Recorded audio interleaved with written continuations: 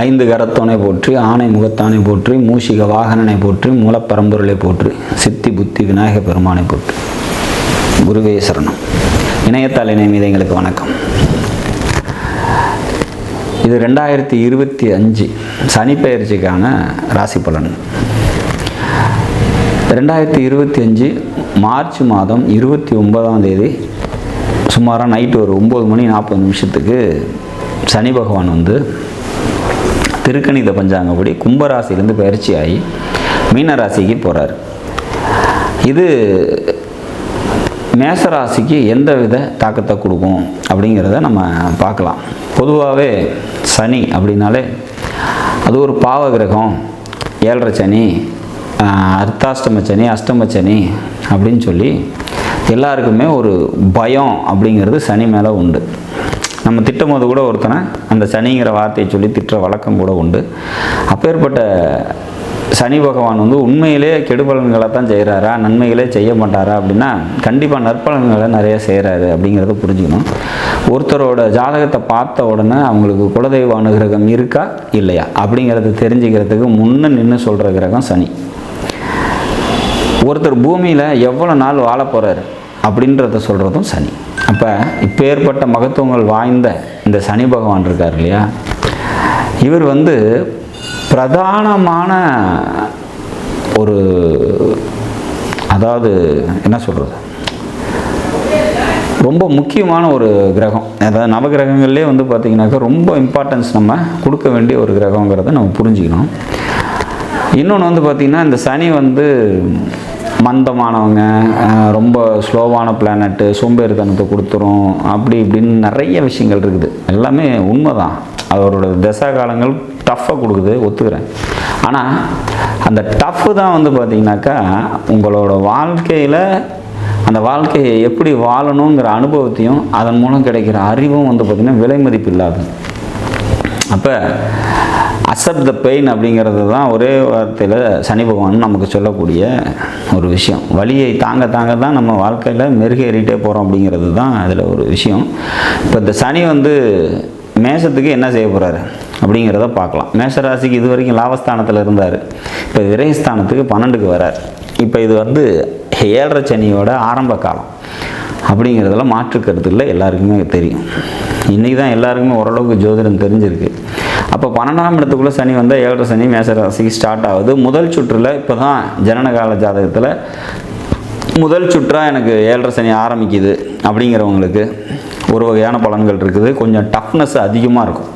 2வது சுற்று எப்போ ஒரு 40 வயசை தாண்டி தான் எனக்கு இப்போ தாண்டிட்டேன், இது எனக்கு 2வது சுற்றாக வருது சனி அப்படின்னா முதல் சுற்றில் இருந்த கடுமைத்தன்மை இப்போ இருக்காது அப்படிங்கிறத புரிஞ்சுக்கணும். 3வது சுற்றுக்கு இன்னும் அந்த கடுமைத்தன்மை ரொம்ப கம்மியாக தான் இருக்கும் அப்படிங்கிறதையும் புரிஞ்சுக்கணும். அப்போ 3 வகையாக அதை பிரிக்கிறோம். இந்த சனி அப்படிங்கிறத முதல் தடவை வர 7.5யும், 2வது தரம் வரக்கூடிய 7.5 சனிக்கும், 3வது வரக்கூடிய 7.5 சனிக்கும், ஒரு தடவை 7.5 சனி நமக்கு நடந்து முடிஞ்சு கிராஸ் ஆச்சா திரும்ப வரதுக்கு 30 வருஷம் ஆகும்.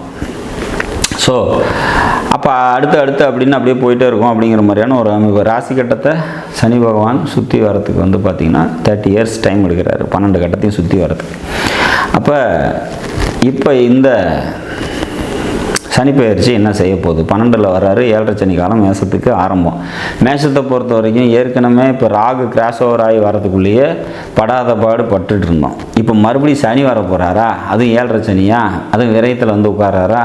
அப்போ அதாகிடும் இதாகிடும் பிரச்சனையாகுமா, நிறைய மன அழுத்தத்தை கொடுப்பாரா, அப்போ மனக்கசப்புகள் தருவாரா, தொழில் முடங்குமா, கடன் வருமா அப்படின்னா இது பொது பலன். இது எல்லாருக்குமே 7.5 சனி காலங்களில் தொழில் முடக்கம், பொருளாதார கஷ்டம், உறவுகள்கிட்ட மனக்கசப்பு அப்படிங்கிற மாதிரியான சூழ்நிலைகள்லாம் 7.5ல் எல்லா ராசிக்குமே நடக்கும். யாரெல்லாம் இதில் விதிவிலக்குப்பட்டு வெளியே வருவாங்கங்கிறத பற்றி நம்ம பார்க்கலாம். ஏன் இந்த விதிவிலக்கை நம்ம பார்க்குறோம் அப்படின்னா, பொத்தாம் முடிவாக ஒரு ராசி பலன் சொல்கிறோம், ஒரு பயிற்சிக்கு பலன் சொல்கிறோம் அப்படின்னா 7.5 சனி காலமாக இருக்குது, இதில் நீங்கள் கவனமாக இருங்க அப்படிங்கிறது அது மட்டும்தான் நடக்குதா அப்படின்னா இல்லை. இதில் நிறைய நல்ல விஷயங்களும் நடக்கிறது உண்டு. அது யாருக்கு ஸ்பெசிஃபிக்காக நடக்கும் அப்படிங்கிறத சொல்லலாம். இப்போ உதாரணமாக உங்களோட ஜனனகால ஜாதகத்தில் மீன ராசி அப்படிங்கிற ராசிக்குள்ளே தான் இவர் வராரு, சனி வராரு. அப்போ அந்த மீன ராசிக்குள்ளே உங்களோட ஜனனகால ஜாதகத்தில் சுக்கிரன் இருக்காருன்னு வச்சுக்கங்க. சுக்கிரன் இருக்கார் அப்படின்னா இங்கே வரக்கூடிய சனி பகவான் இந்த 2.5 வருஷம் உங்களை கேரண்டடாக நல்லபடியாக வச்சுருப்பார். பொருளாதாரம் நல்லாயிருக்கும், பொருளாதார உயர்வு. அவங்கக்கிட்டலாம் போயிட்டு 7.5 சனி வந்துருச்சு உனக்கு நல்லா இருக்காதுன்னு சொன்னீங்க அப்படின்னா சிரிப்பாங்க. அப்போ அந்த அளவுக்கு அந்த சுக்கிரன் சனியோடு சேரும்போது நற்பலன்களை தரும் அப்படிங்கிறதுல 7.5 சனி காலமாக இருந்தாலுமே. இப்போ அங்கே குரு இருக்குது உங்களோட ஜாதகத்தில், ஜனனகால ஜாதகத்தில் குரு அங்கே இருக்கார். உதாரணமாக 1988 பிறந்திருந்தீங்க அப்படின்னா அங்கே குரு இருக்கும் இல்லையா? 2ல் குரு ஆட்சி பெற்ற நிலையில் இருப்பார். அப்போ அவங்களுக்கெல்லாம் இந்த 7.5 சனி பாதிக்குமா அப்படின்னா கண்டிப்பாக பாதிக்காது. ஏன் அப்படின்னா குரு கூட சேர்ந்த சனி அப்படின்றத எடுத்துக்கலாம். அப்போ பொருளாதாரம் அவங்களுக்கும் நல்லாயிருக்கும், மகிழ்ச்சியான ஒரு சூழ்நிலைகள் ஏற்படுறதுக்கான வாய்ப்புகள் உண்டு. குரு சனி காம்பினேஷன் நல்லாயிருக்கும்.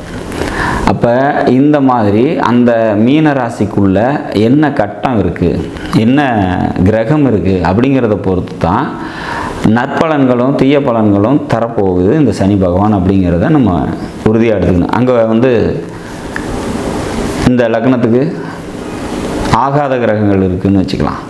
புதன் இருக்கார் அப்படின்னா அப்போ கொஞ்சம் டஃப் கொடுக்கும் அப்படிங்கிற மாதிரியான ஒரு விஷயம். ராகு இருக்கார் அல்லது கேது இருக்கார் அப்படிங்கும்போது இன்னும் கொஞ்சம் தீவிரமான கெடுபலன்களை தர்றதுக்கான வாய்ப்புகள் உண்டு அப்படிங்கிறதையும் புரிஞ்சுக்கணும். பொதுவாக அந்த இடத்துல விரயத்தில் சனி வரும்போது பார்த்திங்கனாக்கா பொருளாதாரம் சம்மந்தப்பட்ட பிரச்சனைகளும் தேவையற்ற அலைச்சல்களும் ஏற்படுறதுக்கு வாய்ப்பு உண்டு. எல்லாமே அப்படித்தான் நடக்குமானா அப்படி இல்லை. சனி இருக்கக்கூடிய மீன ராசி அப்படிங்கிறது உங்களோட ராசிக்கு 12ஆம் இடமாக இருந்தாலும் குடும்பத்துக்கு தேவையான எல்லா நன்மைகளும் உங்களால் செய்ய முடியும். உங்களோட உழைப்பின் மூலயமா உங்களோட குடும்பம் கண்டிப்பாக லாபம் அடையும் அப்படிங்கிறதுல மாற்று கருத்தே இருக்க முடியாது. அதே மாதிரி யாருக்கும் வாக்கு கொடுக்காதீங்க. கொடுத்த வாக்கை காப்பாற்றுறது அப்படிங்கிறது கொஞ்சம் சிரமம் இந்த காலகட்டத்தில் 12ல் சனி இருக்கும் போது. ஸோ அதனால் பார்த்திங்கன்னா அது அந்த விஷயத்தில் கொஞ்சம் கூடுதல் கவனத்தோடு இருந்துக்கணும் அப்படிங்கிற மாதிரியான விஷயம். தாய் வழி சொந்தங்கள் இருக்காங்க இல்லையா, அவங்கக்கிட்டலாம் பார்த்திங்கன்னா கொஞ்சம் டிஸ்டன்ஸ் மெயின்டைன் பண்ணிக்கிறது பெட்டர். ஏன்னா அவங்கக்கிட்ட கசப்புணர்ச்சிகள் ஏற்படும். அப்போ கடன் இருக்குது அப்படின்னா அதையும் கொஞ்சம் கவனத்தோடு ஹேண்டில் பண்ணி அதை நம்ம சீராக மெயின்டைன் பண்ணிக்கணும்.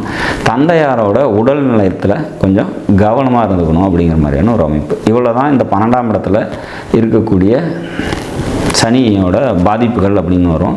அதுலேயுமே பார்த்திங்கன்னா இங்கே சுபகிரகங்கள் இருக்கும்போது, சுக்கிரன் இருக்கும்போது அல்லது குரு இருக்கும்போது பார்த்திங்கன்னா அந்த பாதிப்புகள் இன்னும் குறையும் அப்படிங்கிற மாதிரியான ஒரு அமைப்பு. தீய பலனுக்கு பதிலாக கண்டிப்பாக நற்பலன்கள் இந்த மாதிரி இந்த மீனராசிக்குள்ளே உங்களோட லக்னத்துக்கு சுபகிரகங்கள் இருக்கும்போது சிறப்பாக நடக்கும் அப்படிங்கிறதுல மாற்று கருத்து இல்லை. ஸோ ஒரு பயிற்சி அப்படிங்கிறது 7.5 சனியாக வருது அல்லது அஷ்டம சனி அர்த்தாஷ்டம சனி எந்த மாதிரி இருந்தாலுமே அந்த எந்த ராசிக்குள்ளே அந்த கிரகம் ட்ராவல் ஆகுதோ அந்த ராசியில் உங்களோட ஜனனகால ஜாதகத்தில் என்ன கிரகம் இருக்குதோ அதை பொறுத்து தான் அதோட விளைவு அமையும் அப்படிங்கிறத புரிஞ்சுக்கணும். மோரோவர் என்ன தான் செய்யும் அந்த மேச ராசிக்கு அப்படின்னா அஷ்டம சனி காலம்தான். அப்போ அங்கே 12ல் சனி வரும்போது அலைச்சல் விரயங்கள்லாம் ஏற்படும்.